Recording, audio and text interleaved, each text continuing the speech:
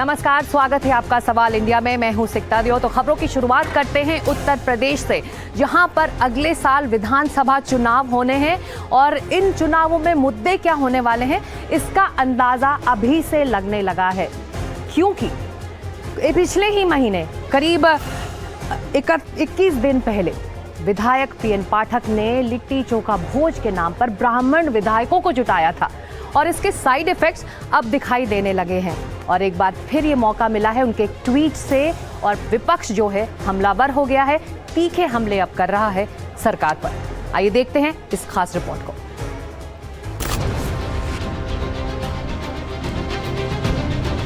ये तस्वीर है यूपी विधानसभा के शीतकालीन सत्र के दौरान लखनऊ की, जहां बीजेपी के ब्राह्मण विधायकों की बैठक हुई थी। क्या इस घटना की पूरी पिक्चर अभी बाकी है? ये सवाल इसलिए क्योंकि लखनऊ में इस लिट्टी चोखा के नाम पर विधायकों की बैठक बुलाने वाले कुशीनगर के विधायक पीएन पाठक ने एक्स पर एक पोस्ट किया है।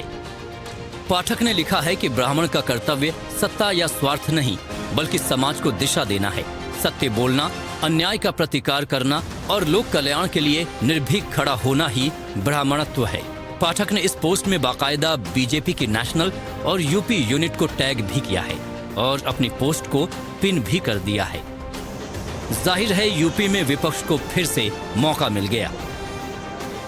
अगर ऐसी बात है तो सही मायने में ब्राह्मण समाज का भाजपा में अपमान होने का काम हो रहा है, और इस बयान से स्पष्ट हो रहा है कि कहीं न कहीं भारतीय जनता पार्टी में असत्य और अन्याय हो रहा है, जिसका ब्राह्मण समाज के विधायक विरोध करने का काम कर रहे हैं।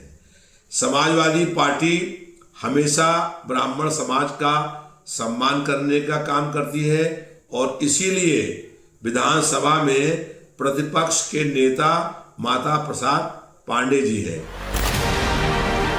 समाजवादी पार्टी के मुखिया अखिलेश यादव भी लगातार इस मुद्दे पर मुखर हैं। अपने ताजा पोस्ट में अखिलेश ने मुख्यमंत्री योगी का एक बयान साझा करते हुए लिखा, जहां पर भोज की मनाही है वहां कोई उत्सव क्यों मनाएगा। दरअसल योगी आदित्यनाथ ने बयान दिया था कि 2017 से पहले यूपी उपद्रव से ग्रस्त था, अब उत्सव का प्रदेश है। दुर्भाग्य एक उस बैठक के बाद प्रदेश अध्यक्ष पंकज चौधरी ने नोटिस दी और ब्राह्मणों की बैठक में जो तय किया गया था कि वो दोबारा बैठेंगे, वो दोबारा नहीं बैठे। आज ब्राह्मण अपनी बात ट्वीट के मार्फत कह रहे हैं। जिस पीएन पाठक के घर में ब्राह्मण विधायकों की बैठक हुई थी, उन्होंने एक ट्वीट कर दिया, लेकिन ट्वीट से उनका समाज संतुष्ट होने वाला नहीं है। ब्राह्मणों को संतुष्ट करने के लिए, इस बड़े मतदाताओं को संतुष्ट करने के लिए भाजपा को कोई नया नियम, रणनीति और कोई न कोई फार्मूला निकालना ही होगा, वरना ये भाजपा के लिए भारी पड़ सकता है। राजनीतिक मामलों के एक्सपर्ट कह रहे हैं कि ब्राह्मण संतुष्ट होने वाला नहीं है।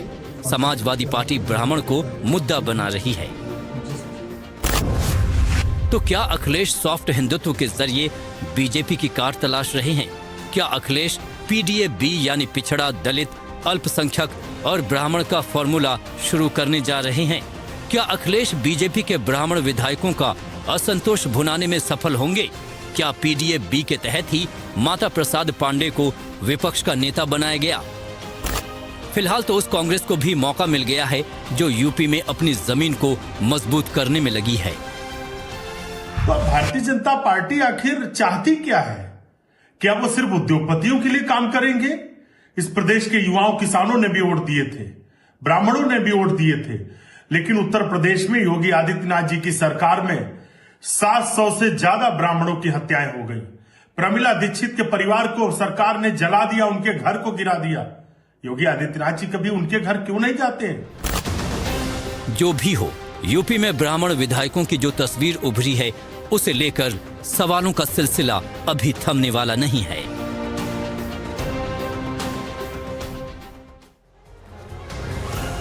पिछले दिनों जब यूपी के ब्राह्मण विधायकों ने बैठक की तो उन्होंने यही कहा कि सारे विधायक लिट्टी चोखा पार्टी के लिए इकट्ठा हुए थे, लेकिन इन विधायकों पर यूपी बीजेपी के नए मुखिया पंकज चौधरी ने सवाल उठाया तो अखिलेश यादव ने भी इसे मुद्दा बना लिया है और अब लगातार लिट्टी चोखा की बात कर रहे हैं। हमारा ये बाटी चोखा का जो कार्यक्रम है, मैं उन कार्यकर्ताओं को धन्यवाद और बधाई देना चाहता हूँ। हम सब लोग मिलकर के खाते पीते हैं। अभी तो वो विधायक बैठे बैठे खा रहे थे, अगर वो कहीं सरकार के खिलाफ खड़े हो गए तो क्या होगा? सरकार के खिलाफ वो खड़े हो गए तो सरकार का क्या होगा?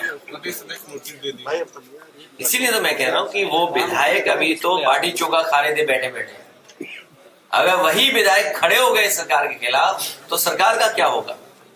और इसलिए हम कार्यकर्ताओं को बधाई देंगे कि कार्यकर्ताओं ने एक बाटी चोखा का जो अच्छा कार्यक्रम किया, हम सब मिलकर के एक दूसरे के प्रति बहुत अच्छा व्यवहार है हमारा। क्योंकि विपक्ष से वो कभी पक्ष में रहते हैं तो रसगुल्ला रहता है, अब विपक्ष जब जनता रसगुल्ले से रस निकाल लेती है तो बिना रस की ही आवाज आती रहती है। तो इस तरीके से जनता ने जब सत्ता बाहर कर देती है तो विपक्ष के लाजमी है वो भाई, लेकिन अच्छी चीजों का प्रचार होना चाहिए।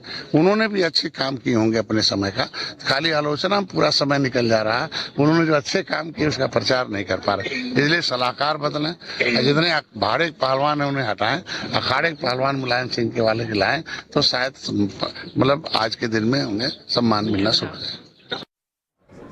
तो उत्तर प्रदेश में अगले साल चुनाव होने हैं, इसीलिए हर मंच पर चाहे सत्ता पक्ष हो या विपक्ष, उसे कहने के लिए कुछ ना कुछ मुद्दा जरूर मिल जाता है।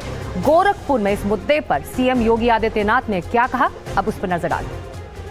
देश आगे बढ़ रहा था,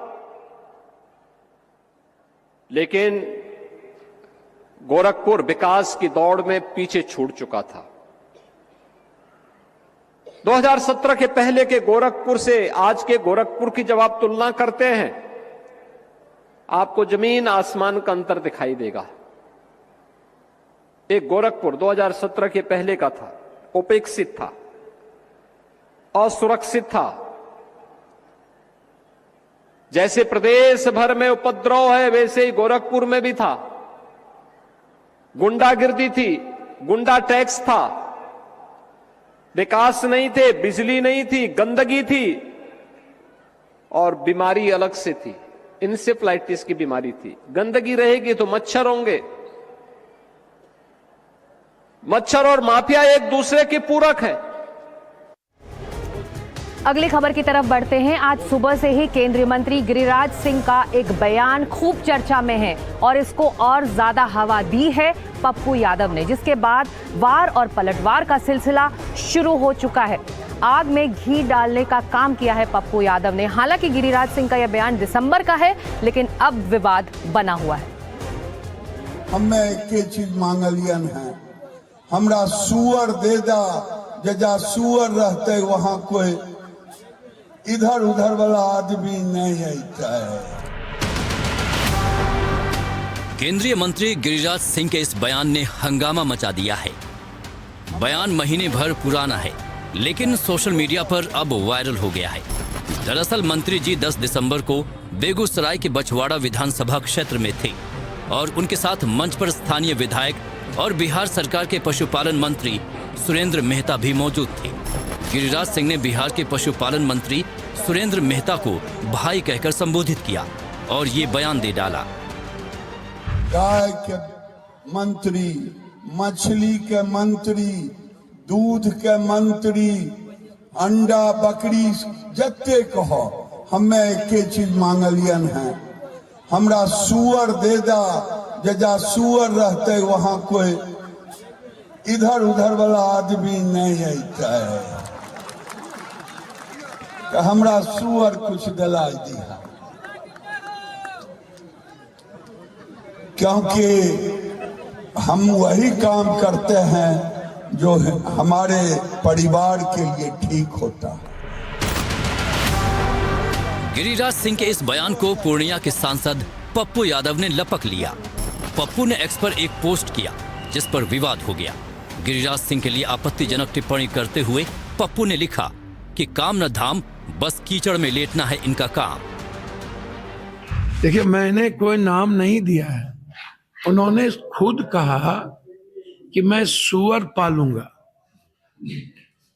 ताकि एक धर्म के लोग हमारे पास न आए। तो हमेशा वो गंदगी में, कीचड़ में ही अपनी लाइफ देखना चाहते। कभी भी वो बिहार के 13 करोड़ लोगों के प्रगति के बारे में कोई बात ही नहीं करते।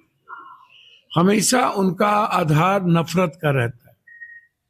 तो हमको लगा वो ऐसे ही पसंद करते हैं, तो इसीलिए जब वो खुद ही कह रहे हैं कि अब मैं सुअर पालूंगा, तो मैंने कहा तब नामांकन भी आप चेंज कर लीजिए, पूरा आप शरीरे में लेप लीजिए ताकि दूर से हवा भी क्रॉस नहीं करे।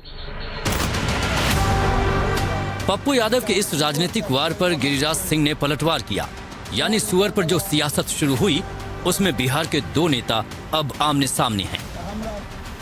देखिए, मैंने कोई नाम नहीं दिया है, उन्होंने खुद कहा कि मैं सुअर पालूंगा ताकि एक धर्म के लोग हमारे पास न आए। दुर्भाग्य होगा तभी न मैं ऐसे कर्महीन लोगों के ऊपर कुछ टिप्पणी करूं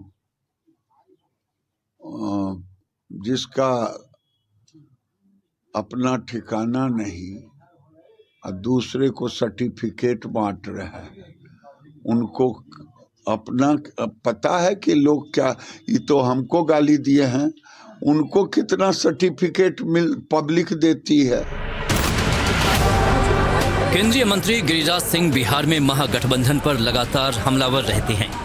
दूसरी तरफ पप्पू यादव पूर्णिया से निर्दलीय सांसद हैं, लेकिन वो कांग्रेस के पक्ष में और बीजेपी के विरोध में मुखर होकर बोलते हैं।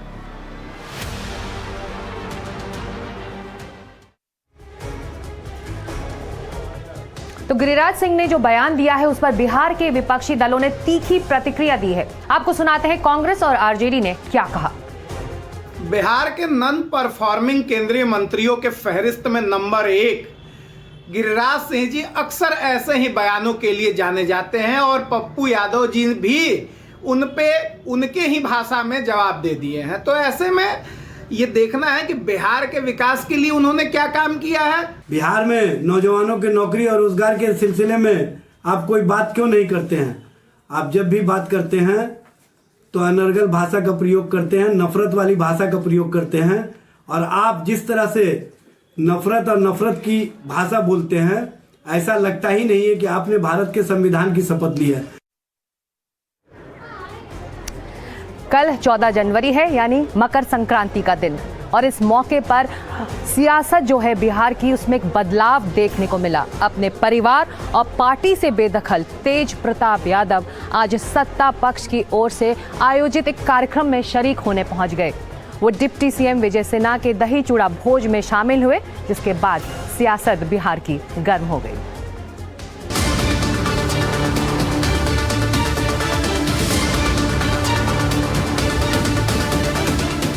इस तस्वीर को मकर संक्रांति के मौके पर एक संकेत माना जा रहा है। आरजेडी से निकलकर अलग पार्टी बनाने वाले लालू प्रसाद यादव के बेटे और तेजस्वी के भाई तेज प्रताप बिहार के डिप्टी सीएम के घर दही चूड़ा भोज में शामिल हुए।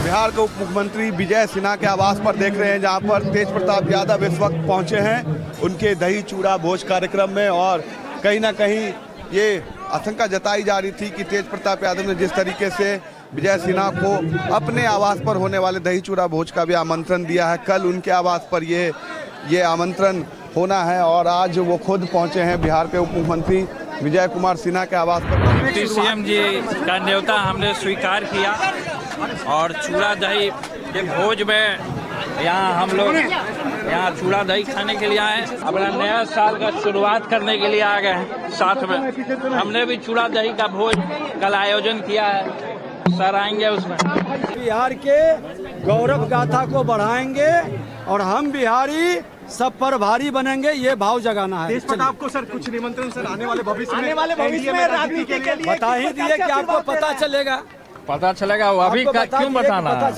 तेजस्वी आ रहे हैं, तेज प्रताप जी आपके भोज में। लेकिन तेज प्रताप यादव की 2 बातों पर ध्यान दीजिए। पहली बात, नए साल की शुरुआत करने आए हैं। दूसरी बात, भविष्य की राजनीति पर वो कहते हैं आपको पता चल जाएगा अभी क्यों बताना है।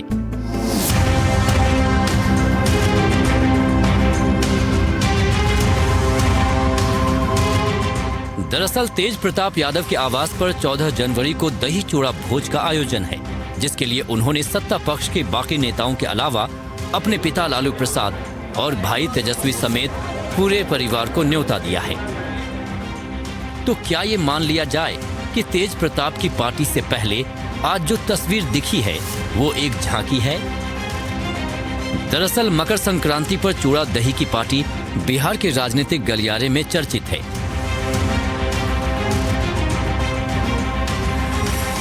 चूड़ा और दही के इस आयोजन से नए सियासी संकेतों का भी पता चलता है। हो सकता है तेज प्रताप को लेकर जल्द ही कोई बड़ी खबर मिले।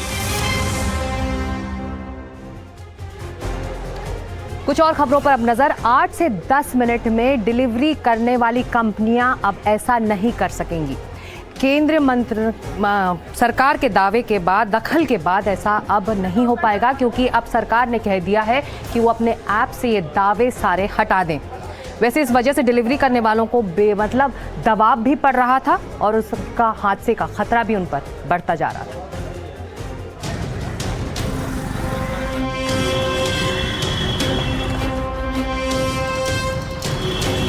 शहरों की भीड़ भरी सड़कों के बीच तेजी से भागते इन बाइकरों की जिंदगी शायद अब कुछ आसान हो। ये वो लोग हैं जो ब्लिंकिट, स्विगी, ज़ेप्टो या ज़ोमैटो जैसी कंपनियों के लिए फूड डिलीवरी का काम करते हैं। कंपनियां ज्यादा से ज्यादा ग्राहकों को लुभाने के लिए जल्दी से जल्दी सामान पहुंचाने का दावा करती हैं और इस दावे की कीमत कई बार इन डिलीवरी करने वालों को चुकानी पड़ती है। लेकिन अब ऐसा नहीं होगा। श्रम मंत्रालय ने ये हड़बड़ी रोकने के लिए बड़ी पहल की है। श्रम मंत्री मनसुख मांडविया ने कई कंपनियों से बात की। इनमें ब्लिंकिट, ज़ेप्टो, स्विगी, ज़ोमैटो आदि प्रमुख हैं। उनसे कहा कि वो अपने यहाँ से 10 मिनट में डिलीवरी का विकल्प हटाएं। कंपनियों ने उनकी ये बात मान ली है। क्विक कॉमर्स के जरिए 10 मिनट की डिलीवरी पर रोक लगाने के लिए मैं प्रधानमंत्री श्री नरेंद्र मोदी जी का और केंद्र सरकार का बहुत बहुत आभार व्यक्त करता हूं और धन्यवाद करता हूं। सरकार के इस फैसले से जो डिलीवरी करने वाले लोग हैं उनको मानसिक और शारीरिक प्रताड़ना से जो भुगतना बढ़ रहा था उससे उन्हें निजात मिलेगी।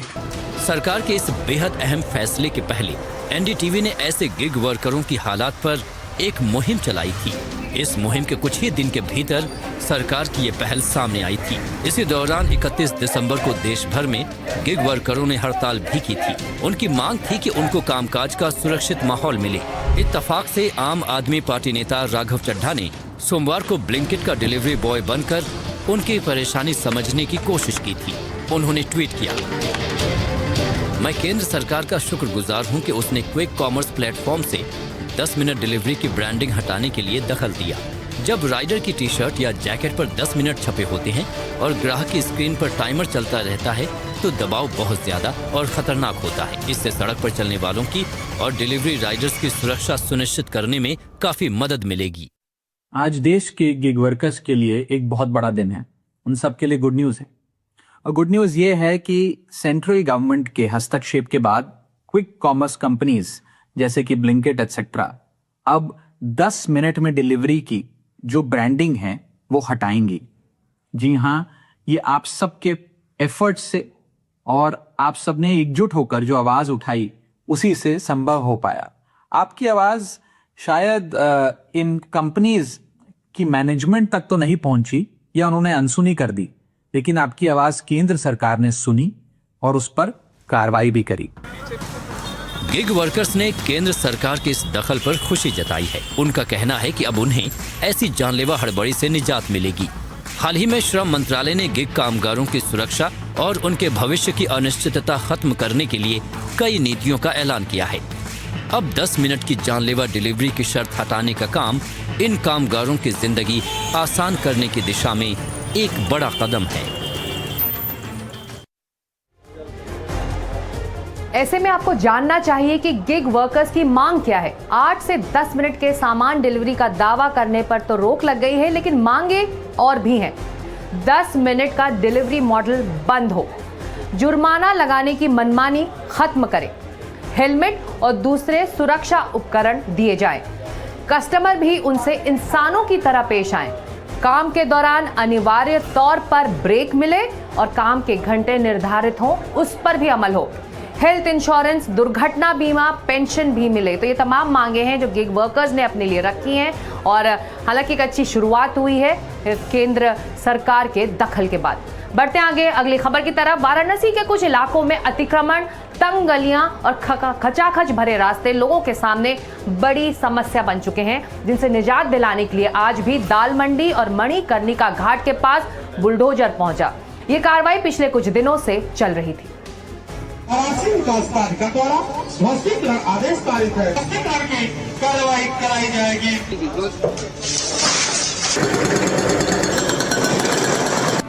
वाराणसी में जारी बुलडोजर एक्शन। दाल मंडी में चला बुलडोजर। मणिकर्णिका घाट पर चला बुलडोजर। वाराणसी में पिछले कुछ दिनों से लगातार बुलडोजर चल रहा है। कहीं रास्ते को चौड़ा करने का प्लान है तो कहीं अतिक्रमण हटाया जा रहा है। वाराणसी के दाल मंडी इलाके में पिछले कुछ दिनों से ताबड़तोड़ बुलडोजर चल रहा है। मंगलवार को भी कार्रवाई जारी रही। वाराणसी के दाल मंडी में भवनों के ध्वस्तीकरण का 6वां दिन है। लगातार 6 दिन से काम चल रहा है। देखिए यहाँ पर आज भी ये इमारत है, इसको तोड़ा जा रहा है। 100 साल से अधिक पुरानी इमारत है। क्योंकि ये काफी पुराना मकान है और एक गली सकरी है, इससे यहाँ बुलडोजर से इसको तोड़ा नहीं जा रहा है। ये छत पर करीब आधा दर्जन से ज्यादा मजदूर लगे हुए हैं जो इसको रंभे से तोड़ रहे हैं। चहल पहल वाला मार्केट है ये, लेकिन इस समय बंद पड़ा हुआ है क्योंकि ध्वस्तीकरण की कार्रवाई चल रही है। इसलिए देखिए मलबा नीचे गिरता जा रहा है और अन्य दुकानों में भी मलबा घुस जाएगा। इसलिए प्रशासन ने एहतियात के तौर पर इस गली को बंद करा दिया है। इसकी अधिकांश दुकानों को बंद करा दिया है। यहाँ पर दाल मंडी के रास्ते के चौड़ीकरण और सौंदर्यीकरण की योजना है। इसके लिए कई मकानों और दुकानों की पहले ही पहचान कर ली गई है। मंगलवार को भी भारी सुरक्षा बलों की मौजूदगी में कार्रवाई शुरू की गई। पिछले दिनों सड़क चौड़ीकरण के लिए दाल मंडी में घरों और दुकानों को तोड़ने के फैसले के खिलाफ स्थानीय व्यापारियों ने एकजुट होकर प्रदर्शन किया था। आप देख रहे हैं सवाल इंडिया का और इस वक्त एक अहम खबर जो जुड़ी हुई है। पश्चिमी मिदनापुर के चंद्रकोना रोड कस्बे में आज बीजेपी ने जोरदार प्रदर्शन किया है। प्रदर्शन विधानसभा में नेता विपक्ष शुभेंदु अधिकारी पर हुए हमले के विरोध में किया गया। शनिवार को शुभेंदु अधिकारी का काफिला पश्चिम मिदनापुर के चंद्रकोना रोड से गुजर रहा था, तभी उन पर हमला हुआ। बीजेपी का आरोप है कि टीएमसी कार्यकर्ताओं और समर्थकों ने इकट्ठा होकर उन्हें घेर लिया और हमला कर दिया। तृणमूल कार्यकर्ताओं की गिरफ्तारी की मांग को लेकर शुभेंदु अधिकारी कई घंटे तक थाने में धरने पर बैठे हुए थे। तो ये बड़ी खबर इस वक्त आ रही है। पश्चिमी मेदिनीपुर के चंद्रकोना रोड में प्रदर्शन हुआ और इसको लेकर शुभेंदु अधिकारी पर हमले के खिलाफ प्रदर्शन भी हुआ। ये तस्वीरें जो आप देख रहे हैं उस प्रदर्शन की है। पश्चिमी मेदिनीपुर के चंद्रकोना रोड में ये प्रदर्शन किया गया। शनिवार को शुभेंदु के काफिले पर हमला हुआ था और टीएमसी कार्यकर्ताओं पर हमले का आरोप है। आइए इस मुद्दे पर शुभेंदु ने क्या कहा है सुन लेते हैं। जो हादसा यहाँ हुआ था, मेरी ऊपर बीजेपी का जिला जनरल सेक्रेटरी महामंत्री गौतम कोडू से लेकर बीजेपी कार्यकर्ता के ऊपर जो आक्रमण हुआ, उसका खिलाफ झारग्राम डिस्ट्रिक्ट बीजेपी आज ये प्रतिवाद मार्च उन्होंने निकला। देख लीजिए कितना thousands of BJP workers and common people they participated this rally. TMC एक चोर का पार्टी है, गुंडा का पार्टी है, जिहादी का पार्टी है, एंटी नेशनल। आज बीएमसी चुनावों के लिए जो प्रचार था वो आज थम गया है। 15 तारीख को वोट पड़ेंगे, इसको लेकर जो पूरी कोशिश रही और जमीन पर किस तरह से जुटे रहे सभी दिग्गज, इसी पर लगातार हमारी बात होती रही तमाम दिग्गजों से। नितेश राणे से एक खास इंटरव्यू देखिए इसी मुद्दे पर। मुंबई को जीतने की क्या तैयारियां चल रही हैं? मुंबई को जीतने के लिए पूरी तैयारी हो चुकी है। 16 तारीख की सिर्फ देरी है और 16 तारीख को मुंबई के महापौर की कुर्सी पे आई लव महादेव वाले को बिठाना है। उसके लिए पूरी तैयारी हो चुकी है। ये देखिए पहले ही जवाब में आपने कह दिया। मैंने पहले ही जवाब में सर ने कह दिया, इंटरव्यू I love का महादेव। आपके इंटरव्यू का टोन सेट करके दिया। और मेरा अगला सवाल वही था कि क्यों आपको बीजेपी का सबसे वायरल नेता कहा जाता है, सबसे वायरल नेता? इनफैक्ट बीजेपी का नहीं, मुझे लगता है महाराष्ट्र के सबसे वायरल नेता भी आप ही बने हुए हैं। नहीं, ऐसा है कि सच बोलने वालों में से मैं एक हूँ। उस सच के वजह से किसको क्या मिर्ची लगती है वो मेरा संबंध होता नहीं है।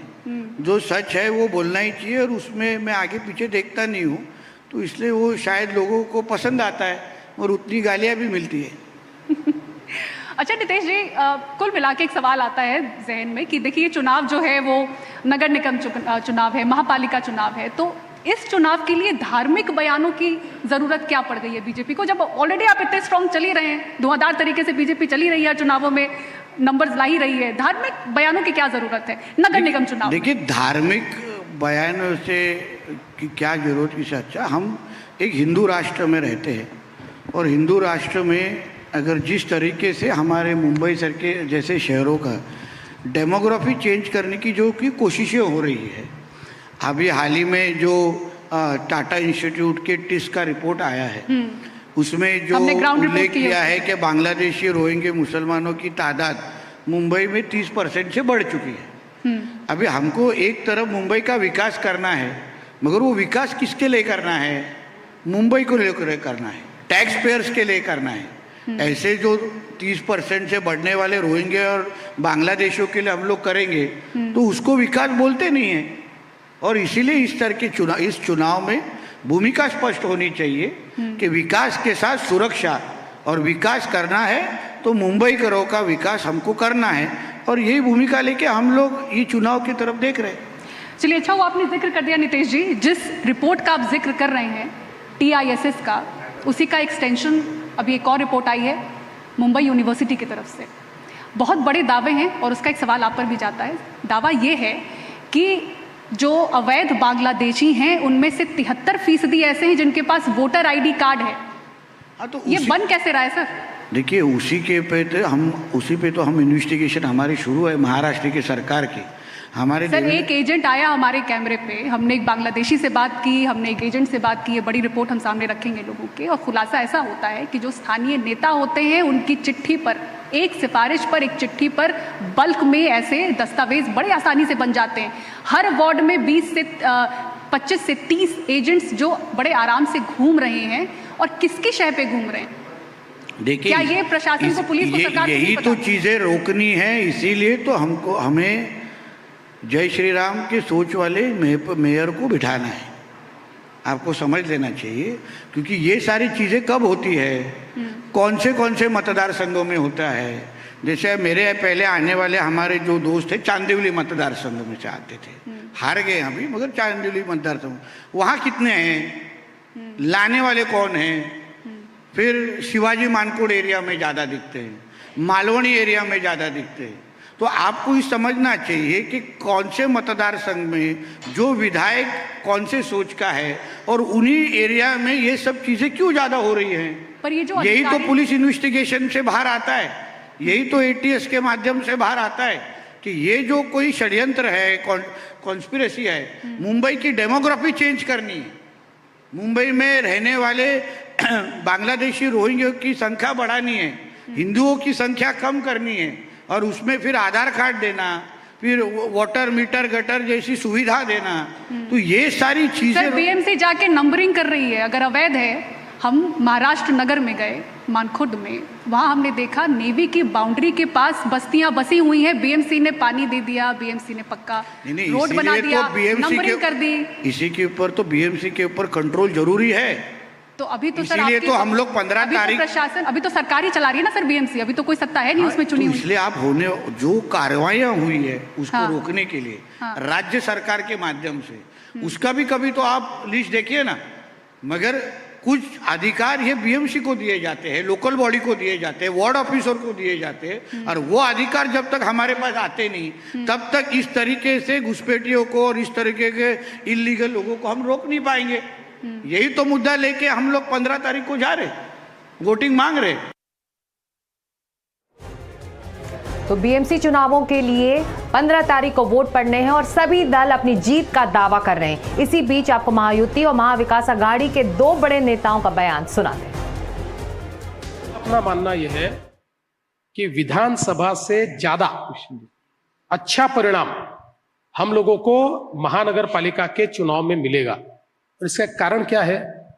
विधानसभा के समय मुंबई का वोटर और विशेष रूप से मराठी वोटर जो हमारा है बीजेपी का, वो तो हमारा हिलता ही नहीं है। 3 चुनाव आपने देख लिए, हमने शिवसेना के खिलाफ चुनाव लड़े, फिर भी हमारे 15 से कम नहीं होते।